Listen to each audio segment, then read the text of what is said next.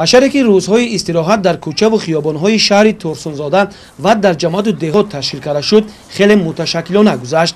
намондагони мақомоти иҷроияи ҳокимияти давлатӣ, кормандони ташкилоту идораҳо субҳи барвақт баромаданд, бо якҷоягии бошандагони ҷамоату деҳот гирду атрофро аз партов тоза намуда, дарахтони ҳамешасабзи арча ва гулҳои рангоранг шиноиданд. ҳамин тавр баҳри сарсабзии ояндаи шаҳр саҳми арзанда гузоштанд.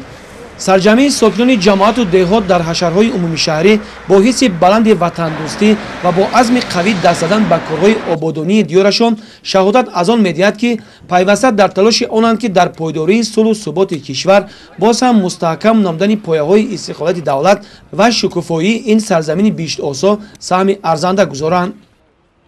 мо кормандони ҷамоати деҳоти қаратоғ тасмим гирифтем барои ободу зебо гардонидани диёрамон ҳамарӯза саҳми худро гузошта ду тарафи шоҳрои Душанбе Турсунзодаро ҳамарӯза бо мардум ҳамкорӣ карда тозаву ободонӣ мегардонем.